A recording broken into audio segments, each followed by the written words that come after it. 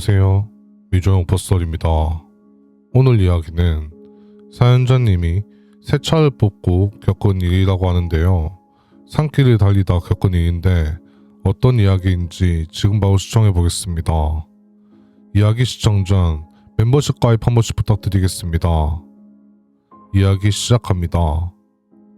저는 경기도 안성에 거주 중인 30대 여성입니다. 이번 일은 제 친언니가 직접 겪은 일인데 이야기를 듣고 정말 무서워서 언니와 함께 제보하게 되었습니다.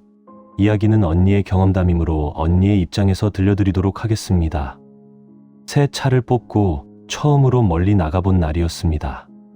남자친구가 그동안 꿈꾸던 차라서 출고받는 날부터 들떠 있었고 저도 기분이 좋아서 그냥 드라이브나 하자고 했습니다. 경상도 쪽으로 바람 쐬러 가자고 해서 저녁 먹기 전에 돌아오면 되겠지 싶었습니다. 도심을 벗어날수록 차는 더 조용해졌고 새 차 특유의 냄새가 코끝에 남아 있었습니다. 라디오를 틀었는데 이상하게 잡음이 많았고 남자친구가 산 쪽이라 그런가 하면서 껐다 켰다 했습니다. 그러다 결국 꺼버렸고 차 안에는 엔진 소리랑 타이어가 노면을 긁는 소리만 남았습니다. 처음엔 그 고요함이 좋았습니다. 근데 어느 순간부터는 너무 조용해서 오히려 귀가 먹먹해졌습니다.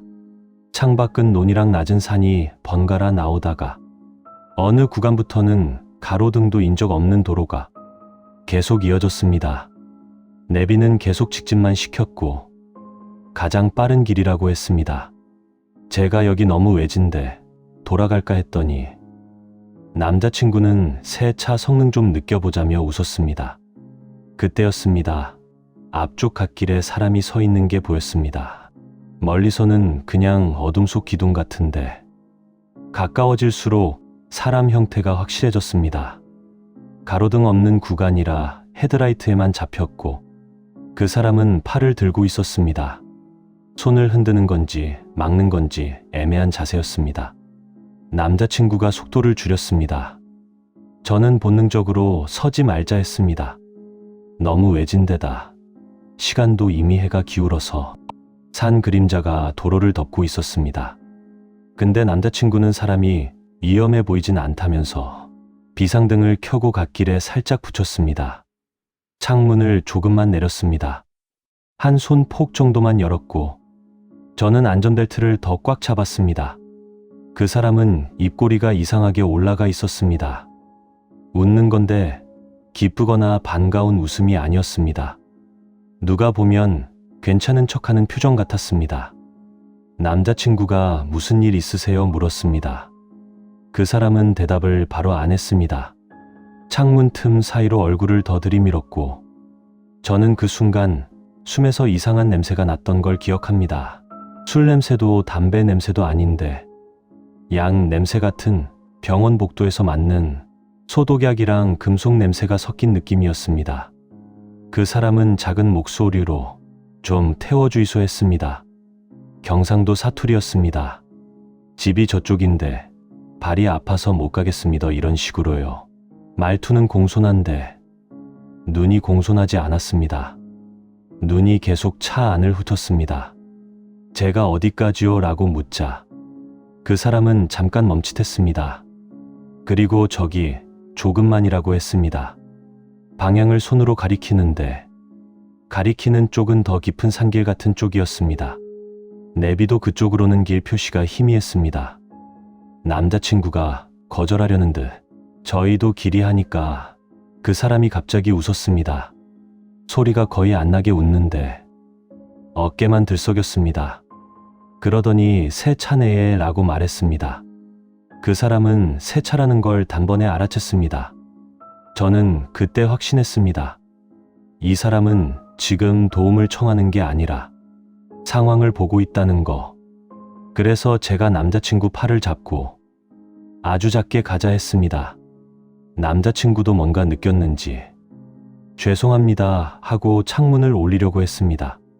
그런데 창문이 올라가는 그 짧은 순간 그 사람이 손을 창문 틈에 넣었습니다.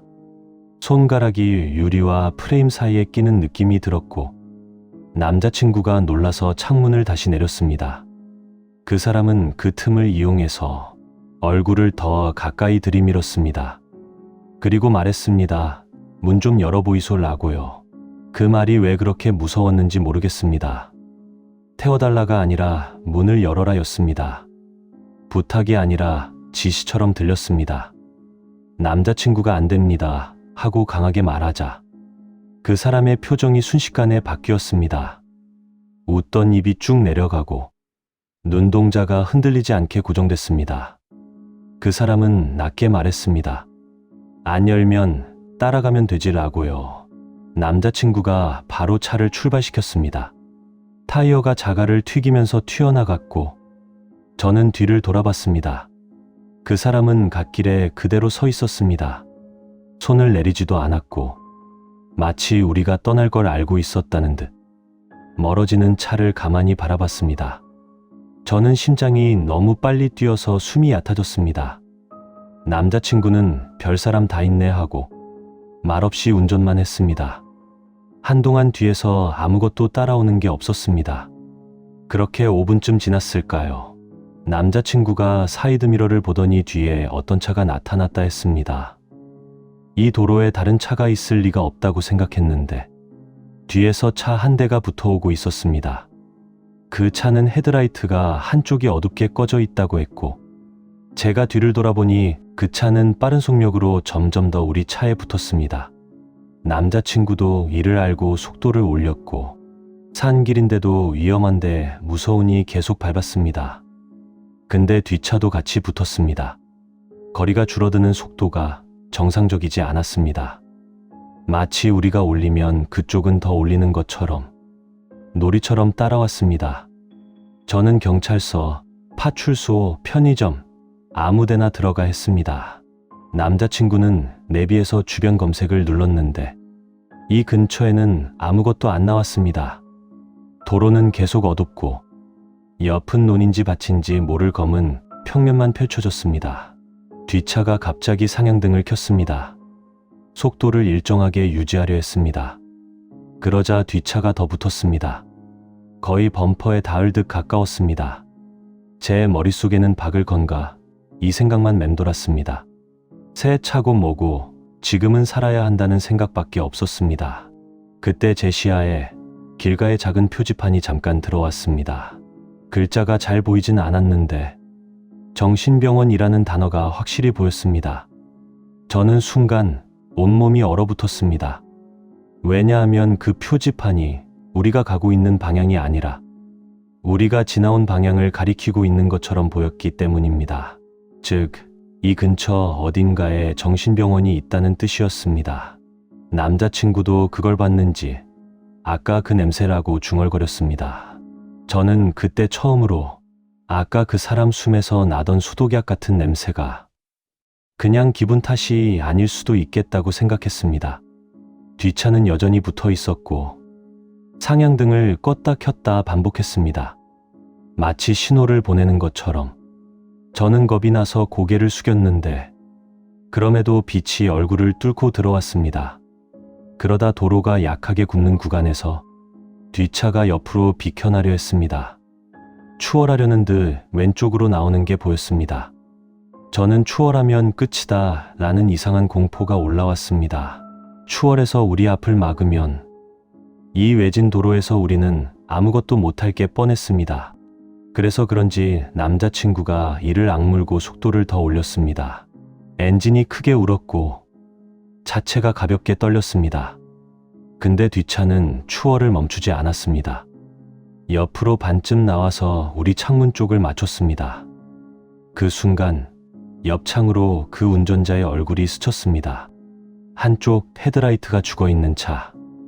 그 어둠 속에서 창문 너머로 보인 얼굴은 아까 갓길에 서 있던 그 사람이었습니다.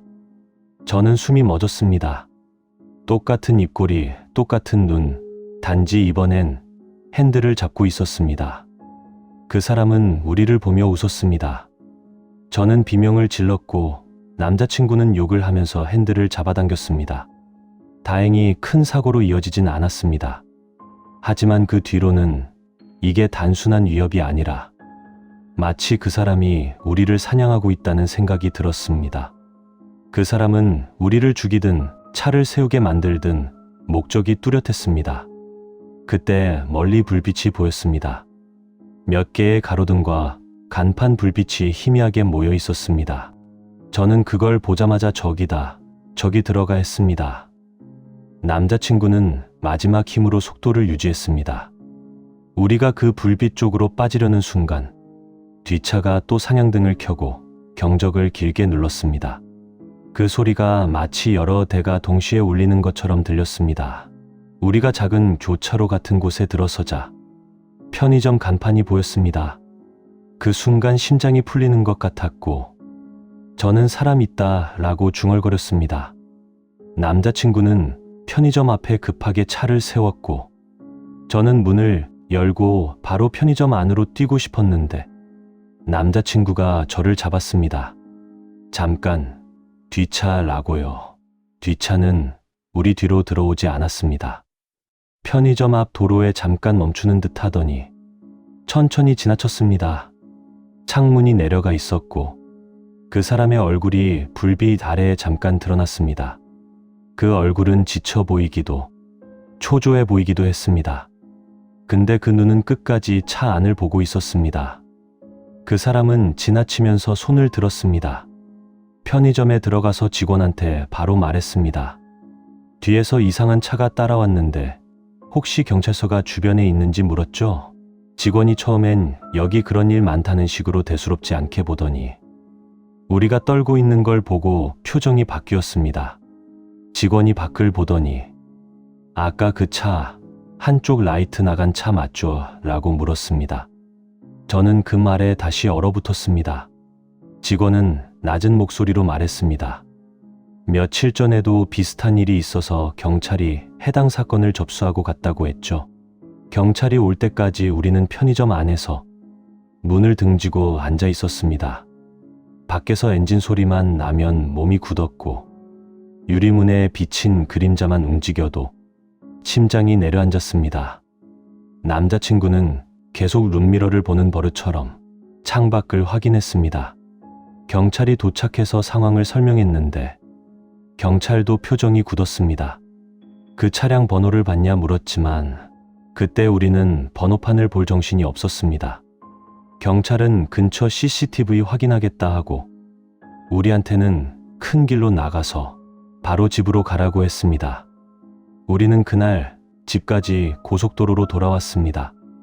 남자친구는 새 차를 뽑았던 기쁨이 완전히 사라졌고 며칠 뒤 경찰에서 연락이 왔습니다. 그날 그 차는 편의점 근처 CCTV에도 잡혔다고 했습니다. 그리고 더 소름 돋는 말을 했습니다. 근처 정신병원에서 무단 이탈한 사람이다라고 했습니다. 차는 가족이 제공해 주었다고 하는데 저희는 정신이 극도로 안 좋은 사람에게 운전을 하도록 차를 줬다는 가족이 이해가 안 되던군요. 그리고 이야기를 듣고 생각해보니 우리가 그때 창문을 끝까지 올렸더라면, 우리가 그때 문을 열어줬더라면 저희에게 무슨 일이 생겼을지 생각만으로도 무섭습니다. 지금도 가끔 밤에 인적 없는 도로를 달릴 때면 한쪽 헤드라이트가 죽은 차가 따라오진 않을까 두렵습니다. 오늘 이야기 어떠셨나요? 재미있으셨다면 구독, 좋아요 가시기 전에 한 번씩 부탁드리겠습니다. 감사합니다.